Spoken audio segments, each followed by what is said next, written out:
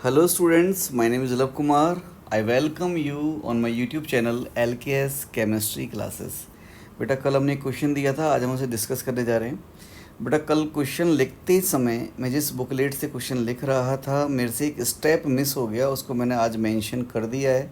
तो डेफिनेटली आपका आंसर इसका नहीं आया होगा बिकॉज इसमें ये एक स्टेप है ई से एफ, ये मैं भूल गया था। मैंने कल इस ई से ही ओजोनलाइसिस करा दिया था, दैट्स वाई हो सकता है आपको आंसर नहीं आया हो। तो कोई नहीं, फिर भी इस क्वेश्चन का डिस्कशन काफ़ी इंपॉर्टेंट है और ये काफ़ी कुछ आपको सिखा के जाएगा। तो मैं इसे स्टार्ट करता हूँ और नेक्स्ट टाइम से मैं इसके लिए काफ़ी ज़्यादा सिंसियर रहूँगा। पोस्ट करने से पहले एक बार क्रॉस चेक, 1 से 2 बार क्रॉस चेक ज़रूर करूँगा। ओके, तो हमने इस क्वेश्चन बेटा स्टार्टिंग मटेरियल दे दिया था और A B C D type से ऐसे पूछा है, तो इसमें ओवरऑल अपन को एक तरह से रिएक्शंस ही डिस्कस करनी है। तो आज के इस क्वेश्चन में केवल रिएक्शंस ही सीखेंगे, ठीक है, क्योंकि स्टार्टिंग मटेरियल अपन को पता है। तो मैं आंसर स्टार्ट करता हूँ 1 बाय 1। तो मैं पहली रिएक्शन एक्सप्लेन करता हूँ, तो मैं इसको कॉपी कर लेता हूँ एक बार।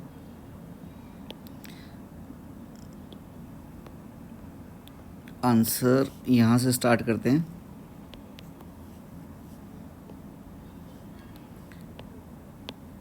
देखिए भाई, ठीक है बेटा, ये अपना स्टार्टिंग मटेरियल है और इस स्टार्टिंग मटेरियल से अपन को इनकी रिएक्शन करानी है। आपको पता है कि ये NaOET माइनस ये बेस है और यहाँ पर इसमें ये डाइकीटो कंपाउंड है। देखो डाइकीटो एस्टर टाइप से हो गया, ठीक है। यहाँ पर एक H है जो कि काफ़ी एसिडिक होगी, ये भी H निकल सकती है लेकिन ये लेस एसिडिक है बिकॉज इससे जो एनायन बनेगा उसका कंजुगेशन बेटा एक ही तरफ होगा। तो यहाँ जो एनायन बनेगा इसका कंजुगेशन दोनों साइड होगा। यहाँ से एनायन जो बनेगा इधर भी जा सकता है, इधर भी जा सकता है। तो इस कंजुगेट बेस की स्टेबिलिटी ज़्यादा है, तो ये H ज़्यादा एसिडिक है, ठीक है। तो पहली बात तो ये H निकलने वाली है। अब कुछ स्टूडेंट दिमाग में आता है कि सर ये OET माइनस यहाँ भी तो अटैक कर सकता है या ये यहाँ भी अटैक कर सकता है। बिल्कुल डेफिनेटली बेटा, लेकिन इसका कंसेप्ट आपने एल्डिहाइड कीटोन्स में या उसके डेरिवेटिव चैप्टर में पढ़ लिया होगा कि मान लो OET माइनस है या OH माइनस है, पहला अटैक तो यहीं करता है। ऐसा कुछ होता है O माइनस और ये OET, बट ये OET इसके साथ में, इस ग्रुप के साथ में अच्छा लिविंग ग्रुप बन जाता है। OET अकेला इस टाइप से मान लो ROET लिख दूँ तो मैं अच्छा लिविंग ग्रुप नहीं है, बट चूँकि जब ऊपर एक एनायन प्रेजेंट है तो ये बहुत अच्छा लिविंग ग्रुप बन जाता है।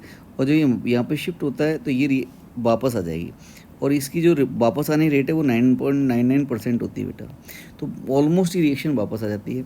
ये तो हो गया एल्डिहाइड कीटोन के लिए। अब जैसे ईस्टर टाइप के या कोई लिविंग ग्रुप ऑलरेडी प्रेजेंट है उस पर कोई न्यूक्लियोफाइल अटैक करता है, तो आपको पता है इसमें क्या होता है, ये बॉन्ड ओपन होता है, O माइनस ये लिविंग ग्रुप है और ये न्यूक्लियोफाइल है।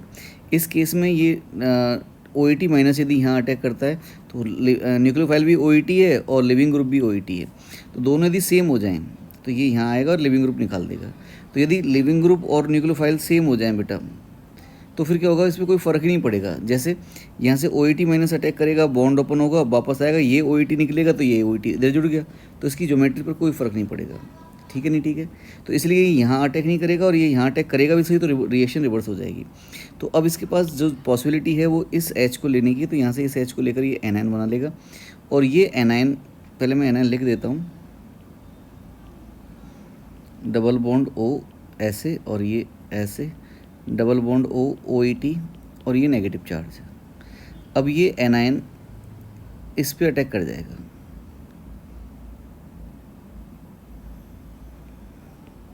अब देखिए यहाँ पर एक बच्चों के दिमाग में क्वेश्चन ये आता है कि सर ये नेगेटिव चार्ज रेजोनेंस करके ऊपर जा सकता है यहाँ पर या फिर इस ऊपर भी आ सकता है, तो इस O नेगेटिव ने क्यों अटैक नहीं किया यहाँ पे, ये कार्बन ही क्यों अटैक कर रहा है। बिकॉज मैं आपको बता दूँ इसकी अटैकिंग साइड यही है, इस पर डेल माइनस है, इस पर डेल प्लस है, तो ये लाइक SN2 रिएक्शन इस कार्बन पर अटैक करने जाएगा। तो आपके दिमाग में आता होगा O माइनस क्यों नहीं करेगा। भाई यहाँ पर कोई सॉल्वेंट मेंशन नहीं है, सॉल्वेंट मेंशन नहीं है तो हम उसे पोलर प्रोटिक या गैस फेज मान लेते हैं। तो वहाँ पर क्या होता है बेटा, बिगर एनायन इज़ बेटर न्यूक्लियोफाइल। तो कार्बन और ऑक्सीजन में साइज़ किसकी बड़ी बेटा, कार्बन की साइज़ बड़ी होती है ऑक्सीजन से। लेफ्ट टू राइट चलते हैं तो जेड इफेक्टिव बढ़ता है, साइज़ कम होती है, तो कार्बन बेटर न्यूक्लियोफाइल है। यदि पोलर एप्रोटिक सॉल्वेंट होता तो O माइनस बेटर न्यूक्लियोफाइल होता और ये उस टाइम पे यहाँ अटैक करता। दूसरी बात, बच्चे क्वेश्चन नहीं आता कि सर ये स्टेरिकली इंट्रेड भी लग रहा है हमको, SN2 कैसे पॉसिबल है इसमें। तो बेटा इसमें जो SN2 होगी वो इस sp कार्बन वजह से होगी, कि 2 sp कार्बन है तो इसका जो बॉन्ड एंगल है वो 180 रहेगा, तो 180 के चलते इसको भी ये इस कार्बन को भी प्लेन में ले आएगा, मतलब 3 कार्बन एक लाइन में रहेंगे। तो ये यहाँ पर ऐसे बैंड नहीं हो पाएगा, तो इससे इसमें इस ग्रुप का और इस ग्रुप का हिंड्रेंस बहुत ज़्यादा नहीं होगा, तो इस पर अटैक कर सकता है। तो यहाँ अटैक करेगा, इसको यहाँ से निकाल देगा, तो ये आपका ए बन जाएगा बेटा, दिस इज ए। यहाँ पे अटैक किया, ये मिथाइल ग्रुप रहा, ये ऐसे और ये ऐसे। मिथाइल ग्रुप से देखो कुछ छोड़ा तो नहीं मैंने, मिथाइल ग्रुप पर इधर रहा, इस कार्बन से ये ट्रिपल बॉन्ड का कार्बन, ठीक है, ये 3 कार्बन हो गए आपके, 1 2 और ये 3, ये बन गया, दिस इज़ ए। अब बेटा आगे किसकी रिएक्शन करा रहे हैं देख लेते हैं अपन। ए से रिएक्शन कराइए अपन ने HgSO4 और H3O+ और हीट कराया है इसको, ओके। तो मैं इसकी रिएक्शन करा रहा हूँ HgSO4 और H3O+ और साथ साथ में हीट। आपको बेटा पता होगा कि HgSO4 जो है वो कैटलिस्ट का काम करता है केवल, बिकॉज ट्रिपल बॉन्ड का जो हाइड्रोलाइसिस है ईजी नहीं होता है as compare to alkene. Reason क्या है, यहाँ पर sp कार्बन है, स्ट्रॉन्ग बॉन्ड है इसके बीच में, तो क्या होगा, परसेंटेज एस कैरेक्टर ज़्यादा है तो बॉन्ड डिस्टेंस बढ़ जाती है ना बेटा, तो ये पाई बॉन्ड ईजिली ब्रेक नहीं होगा। तो Hg2+ जो है आपके ये कैटलिस्ट का काम करता है और ये इसको पोलराइज कर लेता है बेटा, और पोलराइज करके इस पाई बॉन्ड को वीक करता है ताकि इस पर हाइड्रोलाइसिस ईजिली हो सके। तो फंक्शन वही है, HgSO4 सिर्फ कैटलिस्ट है इस ट्रिपल बॉन्ड के लिए, वरना H3O+ एल्काइन पर कैसा अटैक करता है पता है ना आपको, H+H2O, पहले ये बॉन्ड यहाँ पे आएगा, ये H+ यहाँ चला जाएगा, तो RC+ डबल बॉन्ड CH और 2 हो जाएगा, बिकॉज एक H यहाँ पे गया है, और H2O अटैक करेगा यहाँ पे, इस अब ऑक्सीजन पर पॉजिटिव आएगा, ये ऑक्सीजन पर पॉजिटिव आएगा तो ये यहाँ से इसको निकाल देगा स्टेबिलिटी के लिए, H+ को रिलीज़ कर देगा, तो ऐसे हो जाएगा। अब इसको ये टॉटमराइज हो जाएगा बेटा, ये यहाँ पर, ये यहाँ पर, तो इसका जो प्रोडक्ट बनेगा वो RC डबल बॉन्ड OCH3 हो गई बेटा। ये रिएक्शन रिपीट आपके, तो यहाँ इस पे देखो ये केटायन कहाँ बनेगा, जहाँ पर ज़्यादा स्टेबल कार्बन हो, पॉजिटिव वहाँ बनेगा जहाँ ज़्यादा स्टेबल केटायन हो, तो यहाँ पर 2 डिग्री ये ज़्यादा स्टेबल है तो यहाँ बनेगा, तो यहाँ पर अब OH लगने वाला है और एक पाई बॉन्ड खत्म हो जाएगा। अब ये इनॉल फॉर्म बनेगी, इसका एक H यहाँ पर, एक डबल बॉन्ड यहाँ पे, तो यहाँ पे डबल बॉन्ड O हो जाएगा, ठीक है। और तो पहले तो ये चेंज आया इसमें कि यहाँ पर ये ऐसे और ऐसे, ये ऐसे और डबल बॉन्ड O और ये ऐसे हो गया CH3, ठीक है। अब यहाँ पर देखो ये ईस्टर ग्रुप है बेटा, ईस्टर का भी आपको पता है ना, ईस्टर ग्रुप का भी आप इलेक्ट्रोलाइसिस तो पढ़ के आते होंगे, सॉरी इलेक्ट्रोलाइसिस नहीं हाइड्रोलाइसिस, और ये कार्बोक्सिलिक एसिड में चेंज हो जाता है इस टाइप से। तो यहाँ पर ये C डबल बॉन्ड O और OH हो जाएगा, और चूँकि इस रिएक्शन में हीट भी कर रखी है, तो हीट में जब मैं करूँगा तो आपको पता है ये बीटा कीटो एसिड बनेगा, देखो यहाँ से ये अल्फ़ा, ये बीटा कीटो एसिड, और इसमें CO2 रिलीज़ कर देगा ये -CO2, तो जो B जो होगा बेटा वो ये होगा,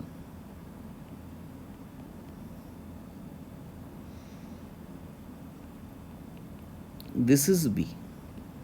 अब इस B की रिएक्शन किससे करा रहे हैं अपन, B की रिएक्शन करा रहे हैं बेटा अपन LDA और हीट कर रखा है अपन ने, ओके। LDA एंड हीट, देखिए बेटा क्या होगा। LDA, तो पहले LDA के बारे में जानो बेटा, what is LDA? LDA is lithium diisopropyl amide. It act as a base only, not as nucleophile. Due to steric hindrance, बेटा ये जो आइसोप्रोपाइल ग्रुप से इनकी स्टेरिक हिंड्रेंस काफ़ी ज़्यादा है, तो ये केवल बेस की तरह बिहेव करेगा। हमको पता है ना, जिसमें स्टेरिक हिंड्रेंस ज़्यादा होती है उसकी न्यूक्लियोफिलिक स्ट्रेंथ कम होती है। तो अब यहाँ पर इसमें देखो बेस का काम क्या है, एसिडिक एच को लेना। तो एसिडिक एच कौन कौन सी है, ये एक एच जो है वो एसिडिक है, ये एच भी एसिडिक है और ये एच भी एसिडिक है, क्योंकि ये एच निकलने के बाद में जो एनायन बनेगा वो कंजुगेशन में होगा, देख लो आप यहाँ से। अब कौन सी एच को इजीली निकाल पाएगा, तो देखो अपन देखते हैं बेटा। पहली बात तो ये कार्बन 3 डिग्री है, और 3 डिग्री कार्बन पर जो नेगेटिव बनता है वो लेस स्टेबल होता है, लीस्ट लाइकली स्टेबल होता है। तो ये जो बेस है इस एच को निकालेगा, तो ये क्या होगा, 3 डिग्री नेगेटिव बनेगा। और चूंकि ये न्यूक्लियोफाइल है और यहाँ इसमें साथ साथ इलेक्ट्रोफाइल भी प्रेजेंट है, तो ये इंट्रामोलिकुलर एल्डोल टाइप, एल्डोल कह दो चाहे कीटोल कह दो, बिकॉज कीटोन ग्रुप है तो कीटोल भी कह सकते हो हम। तो इंट्रामोलिकुलर एल्डोल टाइप अटैक होगी, तो 3 डिग्री जब यहाँ अटैक कर रहा होगा तो इसको स्टेरिक इंट्रेंस फील होगा, इसकी वजह से प्रोडक्ट बनने में काफ़ी दिक्कत होगी। तो इसके साथ क्या चैलेंजेस है एच के साथ? पहली बात तो ये 3 डिग्री एनाइन जनरेट कर रही है, दूसरी बात इस कार्बन पर स्टेरिक इंट्रेंस भी काफ़ी ज़्यादा है, इसलिए ये वाली एच यहाँ से नहीं जाएगी। अब मैं आता हूँ इस वाली एच पे। ये वाली एच भी 3 डिग्री है और अटैक करने में भी दिक्कत है, और अटैक भी कर दिया तो भी 3 मेंबर रिंग बनेगी, और 3 member ring thermodynamically less stable होती है, तो ये भी नहीं जाएगी बेटा। तो इसमें सबसे जो फेवरेबल है वो ये वाली एच जाएगी। तो जब ये LDA मीन्स LDA जो है इस एच को निकाल रहा होगा तो यहाँ पे नेगेटिव चार्ज आएगा। मैं इसको थोड़ा सा सही कर देता हूँ। ये LDA जब इस एच को निकाल रहा होगा तो यहाँ पे नेगेटिव चार्ज आएगा इस वाले कार्बन पे। ये नेगेटिव चार्ज अलग से लिखूँ क्या, ये समझ में आ रहा है? लिखूँगा टाइम लगेगा। ये 1 नेगेटिव चार्ज नहीं मान लिखता इसको मैं। ओहो, क्या हो रहा बच्चा ये। ठीक है, मैं इसको लिख ही देता हूँ एक बार नेगेटिव बना के, वरना ज़्यादा गिच पिच हो जाएगी, फिर आपके समझ में नहीं आएगा। ऐसे ये डबल बॉन्ड O और ये CH2 माइनस। अब मैं इसको कार्बन 1 कहूँ, इसे 2 कहूँ, ये 3, ये 4 और ये 5 इंट्रामोलिकुलर एल्डोल टाइप से यहाँ पे अटैक कर देगा और इस बॉन्ड को ओपन कर देगा। ठीक है, तो बनाऊँ बेटा मैं कैसे देखूँ? ये 5 मेंबर रिंग को मैं लिख रहा हूँ ऐसे, ये वाली 5 मेंबर रिंग लिख दी, और मैंने ये कार्बन 4 और 5 को यहाँ मेंशन कर दिया, ये 4 और ये 5 है।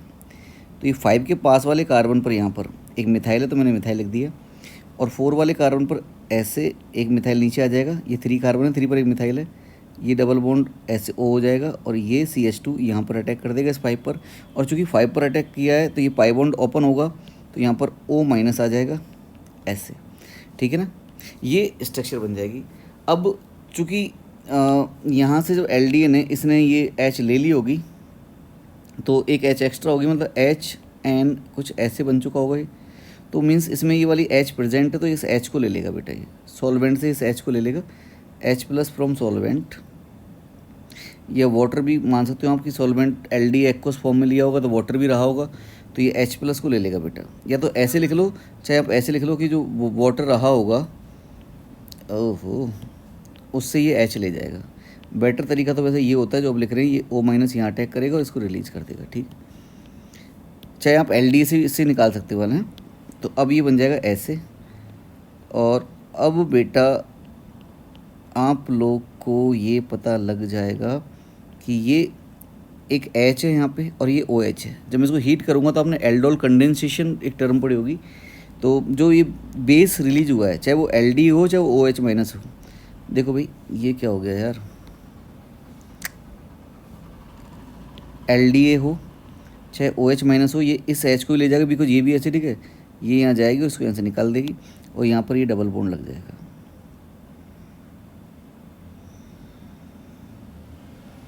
ऐसे और ऐसे। ठीक है बेटा, ये आपको बन गया C। LDA से रिएक्शन करने के बाद में बन गया अपना C। अब है NH2 H2O2। ठीक है बेटा, अब देखो इसकी रिएक्शन में करा रहा हूँ NH2 H2O2। इसके बारे में बता दूँ आपको, NH2 हाइड्रोजीन और H2O2 एक ऑक्सीडाइजिंग एजेंट होता है, और ये इसको चेंज कर देगा, H ऑक्सीडाइज कर देगा इसमें, इसको अपन N2H2 कहते हैं। और बेटा ये specific type of reducing agent है, इट रिड्यूस लाइक बॉन्ड। इसका फंक्शन देखो, देख लो आप, it reduce like bond as yes but not unlike, it reduce like bond like multiple bond, but it not reduce C double bond O type, etcetera लिख दो आप। Means यहाँ पर कुछ ऐसा है, और भी कोई फंक्शनल ग्रुप हो सकते हो ना, आपने N2H2 ले लिया तो ये केवल इसे रिड्यूस करेगा, और यहाँ पर H और H लगा देगा ऐसे। तो इसका फंक्शन आपको बता दिया मैंने, एक्सप्लेन कर दिया। तो ऐसे और ये ऐसे और ऐसे, इसकी इस वाले ग्रुप पर कोई इफ़ेक्ट नहीं आएगा। ये हो गया बेटा आपका नेक्स्ट डी। अब डी की रिएक्शन अपन करा रहे हैं किससे, NaOET और PaCHO। ओके, अब मैं करा रहा हूँ NaOET और दूसरा है PaCHO, एल्डिहाइड। देखो बेटा, अब यहाँ पर एक बेस का काम कर रहा है ये, कि रीज़न आपको पता है कि यहाँ पर तो अटैक करने से कोई फ़ायदा है नहीं, बता चुका हूँ। लिविंग ग्रुप अच्छा है, वापस निकल जाएगा।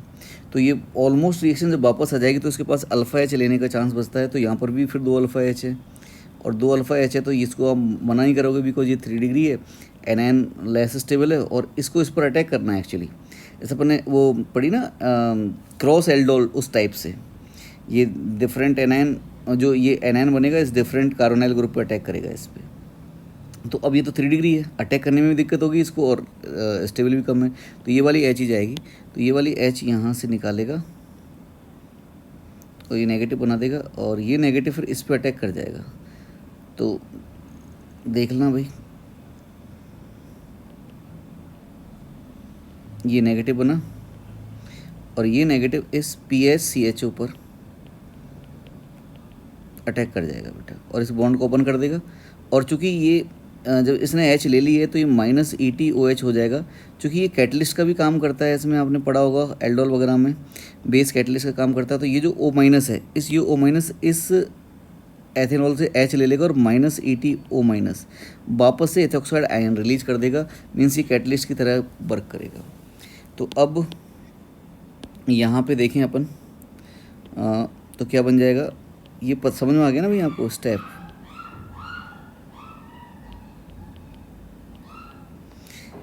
भाई ये O- आएगा, O- इससे H ले लेगा, ठीक है ना। तो ये CH और ये OH और यहाँ पर PH है बेटा। अब यहाँ पर देखो, एक ये अल्फ़ा कार्बन पर एक H है, अल्फ़ा H। तो जब आप इसको हीट कर रहे हो, क्योंकि साथ साथ उसमें हीट भी मेंशन है, हीट भी मेंशन कर लो।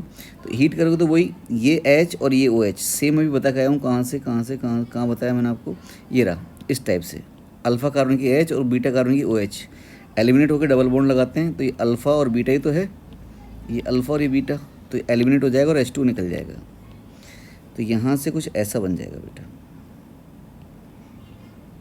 डबल बॉन्ड ये PH, ठीक है। ये हो गया बेटा आपका E। अब E की रिएक्शन आगे अपन करा रहे हैं किसके साथ में, NaBH4 और एसिटिक एनहाइड्राइड। NaBH4 देखो, NaBH4 आपको पता है रिड्यूसिंग एजेंट है और ये H- हाइड्राइड आयन डोनर होता है एक तरह से, ऐसे मान लो, ठीक है ना। तो हाइड्राइड आयन देखो, ये एक्चुअल में H- नहीं बनाता, ये मतलब जब ये BH ऐसा होता है, ये BH4-, तो ये अटैक कर रहा होता है उस पर, H- की फॉर्म में निकलता है लेकिन अटैक कर रहा होता है, प्योरली मतलब फ्री फॉर्म में H- जनरेट नहीं करता है ये। तो खैर उससे अपन कोई मतलब नहीं, रिड्यूसिंग एजेंट पढ़ा होगा आपने, एल्डिहाइड कीटोन को एल्कोहल में कन्वर्ट करता है। और चूंकि यहाँ H- डोनर है एक तरह से मान सकते हैं, तो इस डबल बॉन्ड पर, C पर ये कोई इफेक्ट नहीं डालेगा, बिकॉज ये भी न्यूक्लियोफाइल और ये भी न्यूक्लियोफाइल रहेगा। तो ये केवल इसे ही सेलेक्टिवली रिड्यूस करेगा और NaBH4 इसको रिड्यूस कर देगा, तो ये बना लेगा ऐसे OH और डबल बॉन्ड ऐसे और PH, ये बन गया। और चूंकि एनहाइड्राइड भी है इसमें, एसिटिक एनहाइड्राइड होता है CH3 C double bond O C double bond O CH3। तो ये लॉन पेयर यहाँ अटैक करेगा और इस बॉन्ड को ओपन करेगा, वापस आएगा तो इसको निकाल देगा, तो -CH3 COO- निकल जाएगा यहाँ से, और ये माइनस इस H को ले जाएगा बेटा। ये कहाँ चले गए अपने यार, प्रीवियस क्वेश्चंस पे चले गए। ये जो माइनस निकला है, चूंकि लॉन पेयर दिया है ना इस ऑक्सीजन ने, लॉन पेयर देगा तो पॉजिटिव आएगा, तो पॉजिटिव आएगा तो ये स्टेबलाइज होने के लिए इस H को निकालेगा, तो H को निकाल देगा। तो साथ साथ में ये लिख देता हूँ -COOH, ये H भी जा चुकी है, तो ये क्या बन जाएगा,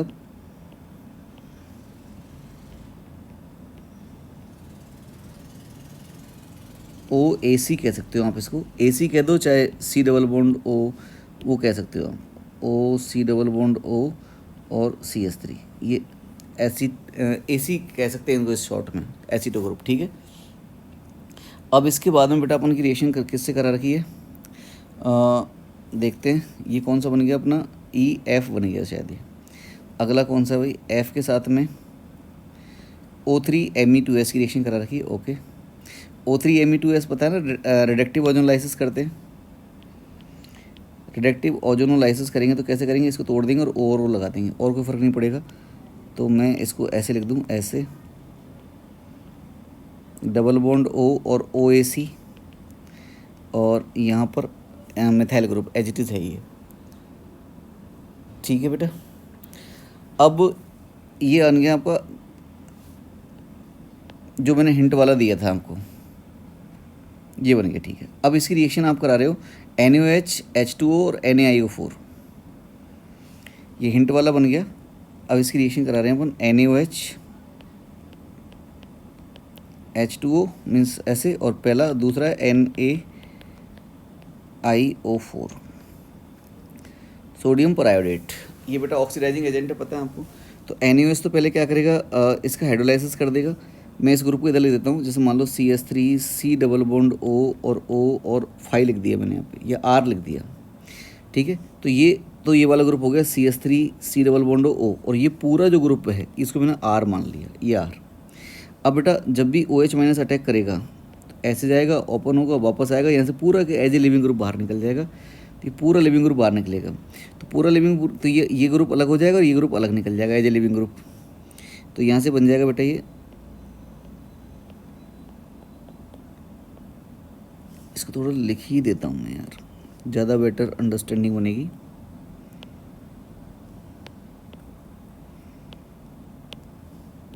OAC को मैं OC डबल बॉन्ड OCH3 लिख देता हूँ।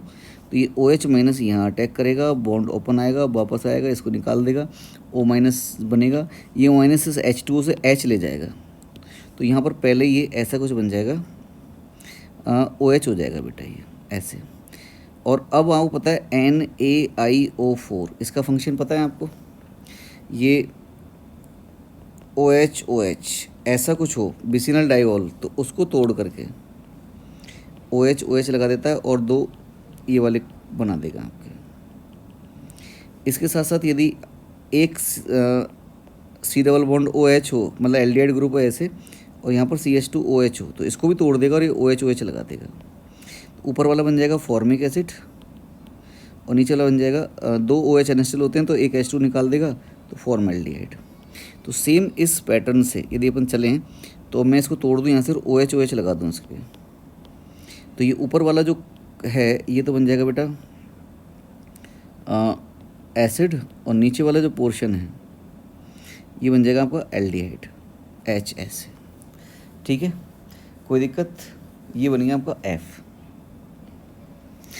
अब F के साथ किसकी रिएक्शन करा रखी है अपन ने, F ने G बन गया, G पे अपन ने डिहाइड्रेटिंग एजेंट करा रखा है और H2O2, ठीक है, ये G है बेटा, ठीक है ना, ये G है। अब डिहाइड्रेटिंग एजेंट स्पेशली लिख के दिया उसने, CaCl2 का फंक्शन क्या है, डिहाइड्रेटिंग एजेंट है। तो मैं इसको थोड़ा सा अच्छे से लिख दूँ एक बार, यहाँ डबल बॉन्ड O मेंशन कर दूँ, यहाँ H मेंशन कर दूँ। CaCl2 जो डिहाइड्रेटिंग एजेंट है तो वाटर निकालेगा, तो वाटर निकालने के लिए क्या करेगा, ये यहाँ से जाएगा और पहले इसको अटैक कर देगा। इंट्रामोलिकुलर रिएक्शंस हो जाएगी पहले तो, और इंट्रामोलिकुलर रिएक्शन हो गई तो ये ऐसे, ये C डबल बॉन्ड O, ये O, और ये अब 1 2 3 4 5 6 मेंबरिंग बनेगी ऐसे, और ये यहाँ पर O माइनस आ जाएगा बेटा, ठीक है नहीं, ठीक है। अरे बात समझ में आ रही नहीं आ रही है आपको, ये O माइनस हो जाएगा, और O माइनस जो है ये जो H निकला है यहाँ से, चूँकि लॉन पेयर ने अटैक किया ना बेटा, यहाँ पे पॉजिटिव आएगा, ये H भी निकलेगा, तो ये H यहाँ चला जाएगा ऐसा कुछ। और चूँकि डिहाइड्रेटिंग एजेंट है, स्ट्रॉन्ग डिहाइड्रेटिंग एजेंट, तो यहाँ से ये H2 को रिलीज़ कर देगा बेटा। CaCl2 डिहाइड्रेटिंग एजेंट है ऐसे, तो आपका जो प्रोडक्ट बनेगा वो ये बनेगा, ये आपका बेटा FGH H होगा, ये ना, और भी कुछ तो नहीं आगे H, यस बेटा, ये आपका आंसर हो गया आपके यहाँ तक पहुँच गए अपन। ये फाइनल आंसर होगा बेटा इसका, ठीक है ना। तो दैट्स इट फॉर नाउ, और अपन मिलते हैं नेक्स्ट क्वेश्चन साथ में। थोड़ी देर में मैं नेक्स्ट क्वेश्चन पोस्ट करने जा रहा हूँ, आप उसको अटेम्प्ट जरूर कीजिएगा।